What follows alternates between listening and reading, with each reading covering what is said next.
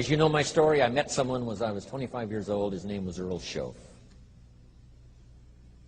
who dropped into my life at an extraordinary time. So key phrase, timing has a lot to do with it, and who knows part of the mystery of time, the timing. Part of the timing one I just had that experience that I've shared in other seminars when the Girl Scout knocked on my door. And I walked to the door, and she gives me the big pitch on the Girl Scout cookies, best organization in the world for girls. Got several flavors, time to buy the cookies, only $2. And with a big smile, she very politely asked me to buy. No problem, I wanted to buy. Big problem, I didn't have $2 in my pocket. And I didn't want to tell her that. So I did what I thought was next best. I lied to her. And I said, hey, look, I've already bought plenty of Girl Scout cookies. We've still got plenty in the house we haven't eaten yet. She said, oh, that's wonderful. Thank you very much. And she leaves. When she leaves, I say to myself, I don't want to live like this anymore. I mean, how low can you get lying to a Girl Scout? I mean, that's low down. I told myself that day, this will never happen to me again. One of those experiences. It's called like life-changing. I said, I'm going to search till I find better opportunities so my pocket won't be empty and the bank account won't be empty and I won't be so far behind on my promises to my family. And it was shortly after that I meet Earl Schoaf, who taught me how to be wealthy, who taught me how to change my life. So who knows what the connection is, right? Someone says when the student is ready, the teacher will appear. You know, I don't know all the mystery of that. But anyway, it seems like some of those things uniquely happen. But it was Mr. Schoaf over a 5-year period before he died at age 49 who taught me some extraordinarily simple things. He only went to the 9th grade in school, never finished high school, never went to college, never went to university. So he put his ideas and his experiences in very simple language, which I think for me, you know, kid from the farms of Idaho, that simplicity was so important. Because if it would have been technical, I'd have missed it.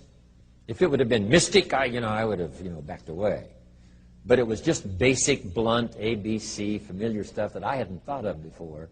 And he did start to remind me, and those ideas changed my life. Mr. Schoaf was the one when I said, this is all they pay. He said, you've been working 6 years, Mr. Rohn, how come you're not doing better? And I said, this is all the company pays. He says, well, that's not true. I said, no, this is my paycheck. This is all the company pays. He said, no, this is all the company pays you. I thought, that's a new way to look at it, right? He said, doesn't the company pay 2, 3, 4, 5 times this amount to other people? I said, well, yes. He said, well, then this is not all the company pays. It's all they pay you. And if you qualified, wouldn't your income grow 2, 3, 4, 5 times? I said, I suppose. So he said, we don't have to work on the company. We have to work on you. See, that was the beginning of what he called the phrase personal development. I told him things cost too much. He said, no, you can't afford them. I thought, well, that's a new concept. I hadn't thought about that. We put some of the valuable things on the high shelf, so you can't get to them until you qualify. If you want the things on the higher shelf, you've got to stand on the books you read. Every book you read, you get to stand a little higher so you can get the things on the higher shelf. See, I learned those concepts. It was so incredible. And here was the most important one. Success is something you attract by the person you become. See, that phrase changed my life. Success is something you attract by the person you become. Success is not something you pursue. It's like chasing a butterfly. You can't quite catch it. Success is something you attract by becoming an attractive person. See, those were new concepts to me. I'm just working hard trying to make a living. Here's what he said to me. This changed my life. I got a chance to teach this in Moscow and across Russia. 3 visits, now the 4th. Here's what Schoaf taught me. Profits are better than wages. Nobody taught me that in high school. Nobody taught me that. I went to 1 year of college. Nobody taught me.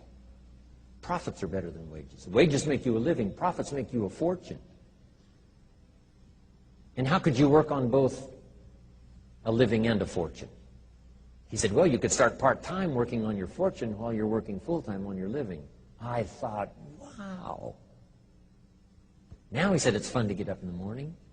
Not just getting up, go to work to pay the rent, but to get up to go to work to make a fortune. First, to make a living for my family. Second, to make a fortune. And he taught me how to make both a living and a fortune. Guess what I did? I learned how to make both a living and a fortune. And I found out anybody could do it once they get the information. And at age 25, I started receiving this extraordinary information. Here's what he said. Your income is directly related to your philosophy, not to the economy.